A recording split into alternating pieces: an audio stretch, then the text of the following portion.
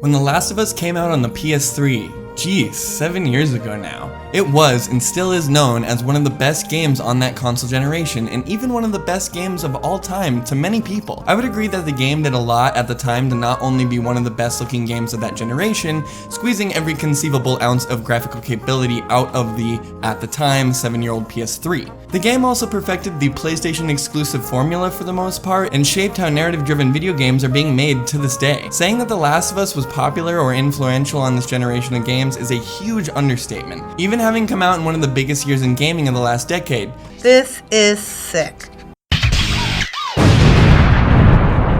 2013 was huge not only for The Last of Us, but also BioShock Infinite, Tomb Raider, Metal Gear Rising: Revengeance, Grand Theft Auto 5, and even the release of the PS4 and Xbox One at the end of the year, which frankly is just scratching the surface of how big of a year it was for video games. The mere fact that The Last of Us was able to stick out in the crowd is a testament to how good of a game it was and how much it meant to people at the time.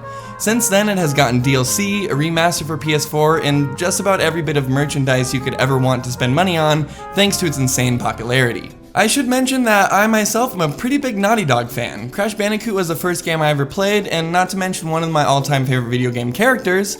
I've played every Uncharted and Jak and Daxter game multiple times, and just recently for this here review, I decided to go all the way through The Last of Us 1 and its Left Behind DLC a second time just for you guys. I know, what a swell guy I am playing through this game I love all for my audience. The stuff I do for you guys. And well, just like everything else this studio lays its hands on, I really like The Last of Us. I'm a sucker for a good survival horror story. What can I say? I grew up with Resident Evil and have read every single issue of Robert Kirkman's The Walking Dead. Something about humans enduring in the post-apocalypse just gets me off. Just a couple of people who totally got off, bro. And just like any good post-apocalyptic story, you often deal with two types of monsters. Ugly-ass mutated nasties like this guy, and the uglier feelings and emotions we face as humans in the fight or flight that comes with having to live in a world whose rules and structures have all crumbled back into the base animal instincts we so easily forget dwell inside of us all.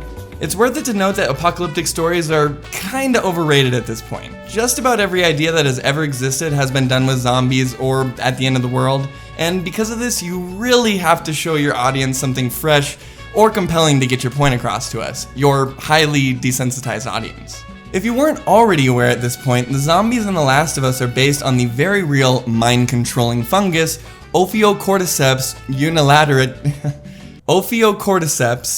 unilateralis. Hopefully I said that correctly, I'm not a medical professional. Without getting too off the rails though, the fungus gets its popularity through the way that it infects its host, ants and other small insects, and then controls their fucking bodies. The whole idea is disturbing, especially when applied to human beings who you love and care about. This, however, is merely the hook to an emotional ride that is The Last of Us. Throughout the original game, you control Joel as he helps a girl named Ellie on a cross-country trip to find the Fireflies, a militia group attempting to find a vaccine to the cordyceps brain infection, after it is found that Ellie is immune to the infection that would normally turn people into those nasty-ass fungal zombies. Now, while a cross-country adventure about a little girl being immune to a zombie virus is nothing particularly special, it's the execution here that really pulls the whole narrative over the top. The fantastic performances out of Troy Baker, Joel, and Ashley Johnson, Ellie, will leave you wondering what's coming next right up until they throw you for a loop, making you, the player, wonder how good your actions as Joel were the whole time. It's a really neat concept that when executed properly can really throw your player for a loop. They did something similar with the PS2 game Shadow of the Colossus. For any of you that haven't played the game, a little spoiler here, basically the idea is that you are tasked with killing these colossi and reviving this dead girl. Of course, it's a video game, and as video game players, we know that we have to save princesses and fight monsters. Duh. So when it is revealed to you at the end that you aren't the hero at all, and basically just brutally murdered giant Sesame Street characters to help an evil god free himself from his ethereal prison, well, you feel like kind of a dick for blindly listening to an evil god, in all honesty. And well, that's okay. It's not your fault. They designed it that way. But it does make for an interesting talk about the expectations we have when we play video games. Things that most people wouldn't think twice about, like knowing that when you shoot a red barrel, it's gonna explode, or that killing the monsters will give me stuff. Obviously, these are pretty high-level expectations, but you get the idea.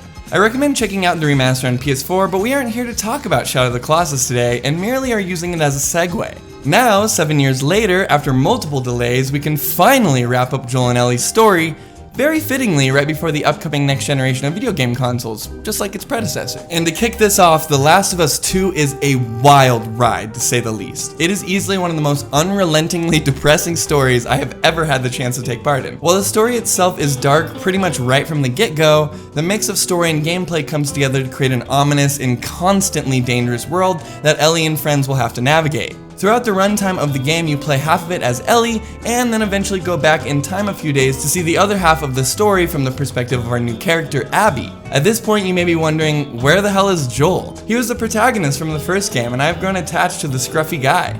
Well, I hate to be the one to tell you this, but Joel just happens to be the man Abbie and her crew are out looking for, and they did not come all this way so they could thank him for being a chill dude. Abbie and her friends are all former members of the Fireflies, the militia group from the first game who is trying to find the cure for the infection, and they want some serious revenge after Joel had not only taken their one chance at finding a cure, but also Abbie's father turns out to be the doctor that you, Joel, had murdered in the first game before stealing Ellie from the hospital. Crazy, right? Yes!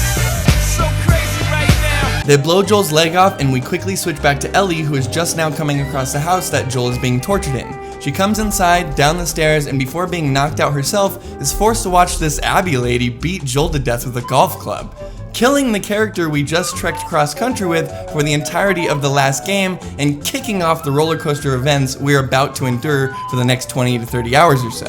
From here on, we control Ellie as she makes her way out to Seattle, Washington with Dina, Ellie's new girlfriend from Jackson, to go hunt down Abbie and the group she was with that killed Joel, as well as chasing after Tommy, Joel's brother, who went out on his own revenge tale hoping that Ellie would stay behind in Jackson. Once Ellie and Dina make their way into downtown Seattle, you are greeted to one of the first open areas you will get to explore in the game. Probably one of the coolest parts of the game. They give you a lot to see and do to get you acquainted with the controls and overall pacing of the game. Throughout the game, you'll run into these little moments or sequences of levity. Upon finding the music store in downtown Seattle and a clean guitar, Ellie serenades you and Dina with a cover of a-ha's Take On Me, and it's easily one of the most magical moments in the entire game.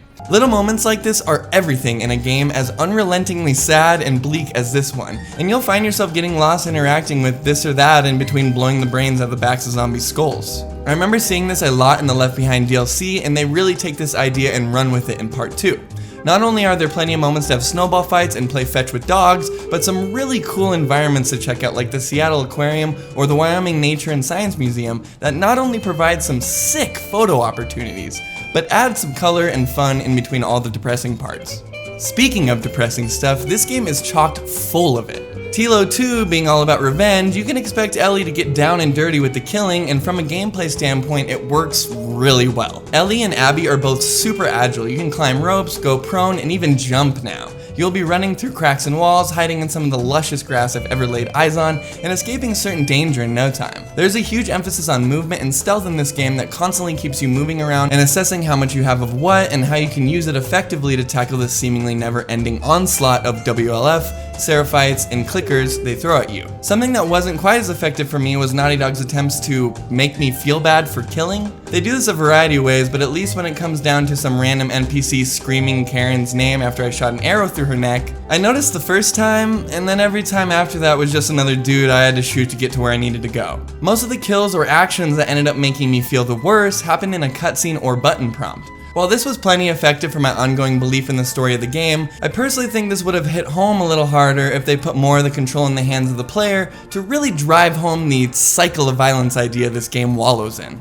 The cycle of violence is the main theme here, and the idea really bleeds into every facet of the experience, from the characters to the organizations they are fighting for, and the overbearing knowledge that in this world it is every man and woman for themselves. You are constantly being reminded of the consequences of your actions. However, this only becomes apparent to you after switching over to our new protagonist, Abbie, and I use the word protagonist very lightly here. So, who is Abbie? Like I've mentioned before, Abbie and her group of friends are former Fireflies. Since the events of the first game, they have found refuge in a new organization, the Washington Liberation Front, or Wolves, who have been fighting to keep the Fedra out of Washington, and more recently sparking a war between them and the Seraphites, or the more derogatory term used by the WLF, Scars.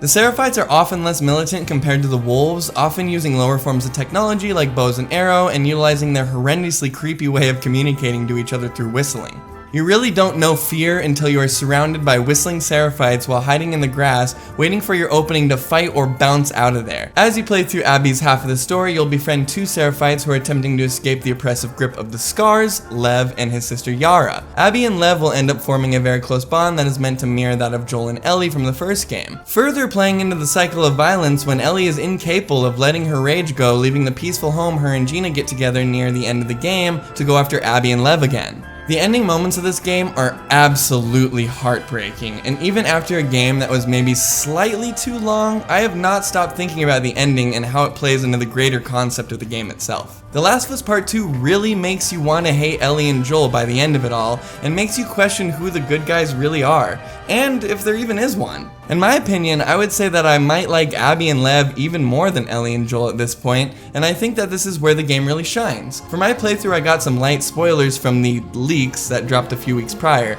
so going into this I knew that Joel would die and at some point Ellie may die. So in my brain, I didn't expect them to kill off Joel so quickly, and I kept assuming they were setting it up to make me not like Joel and Ellie. I outwardly rejected the idea and assumed they wouldn't be able to pull that off. I mean, who is this new Abbie girl and why should I care about Lev, Yara, Owen, Mel, etc.? What I did not see coming was that they would actually convince me throughout the runtime of the game that I would end up coming out saying that I think Abbie and Lev are some of the most amazing characters and that I genuinely don't feel the same way about Ellie and Joel anymore. Of course, they will always have a special place in my video game loving heart, but wow. In The Last of Us, there are no good or bad guys. It truly is that us versus them mentality that got everyone here in the first place, and if we are ever or can ever move past the horrible events that have happened inside the game's world, it is going to mean breaking that concept down and beginning to forgive and forget again. Now, I've seen a lot of people online making comparisons between this game and critically acclaimed films. One of the more controversial statements being made by the actor Jeff Kanata, who said on Twitter, "In a medium where everything is John Wick, The Last of Us Part 2 is Schindler's List." This was met with a lot of backlash, especially from your boy Jason Schreier. While I would never say a zombie video game is going to come close to one of the most moving, utterly devastating, and artistically made films of all time, that's also happened to be based on a very real and destructive part of human history, I do think a far more reasonable comparison that could be made to the film industry would be something like a Tarantino flick, maybe Django or Kill Bill. Both of which are fantastic revenge tales that dabble with some real human issues, are stylistically a lot closer to a video game, and more importantly are both fictional. Of course, Django Unchained is also based on very real and unfortunate times in human history. The story itself is fictional, but I digress. While the argument around video games being like movies is a topic for a whole other video that I'll have to cover on the channel some other time, I do think that The Last of Us Part 2 is doing a lot of good for games being taken more seriously as an artistic medium. It's important to remember that as good as The Last of Us is, video games are complicated to make, and most of the time and money that's used to create them is put into parts of the project other than the story. For instance, gameplay and graphics, not to mention having all these separate areas working together to create a cohesive experience. Don't get me wrong, movies are expensive and of course you will always have your popcorn flicks, but because of the structure of a 2-hour movie, it is almost entirely about the story you are telling. If the story sucks in a movie, it's most likely a bad movie. A game can still be fun to play and have a bad story, you know, like most video games. This is what I think The Last of Us 2 excels at, is being a fun game to play while taking video game storytelling to new heights we don't often see in the medium. The Last of Us Part 2 is without a doubt a good video game, even immaculately and lovingly created. Everything from the level and sound design down to the character models and their animations. I mean, just look at this shot of Ellie taking her shirt off. When have you ever seen a 3D model in a video game smoothly slip a shirt off without any of the fabric clipping on their neck or flipping over their character's head? Oh, Ubisoft! What about the way the glass shatters underneath your hammer or these fucking rope physics? They're immaculate. Every little inch of this game is absolutely dripping in the blood, sweat, and tears of the employees at Naughty Dog. Quite literally. The game is intense and surely controversial, but it no doubt will be talked about for years to come. And that's why, here at the Flustered Tomcat channel, we are giving The Last of Us Part 2 5 fungus-covered shamblers out of 5.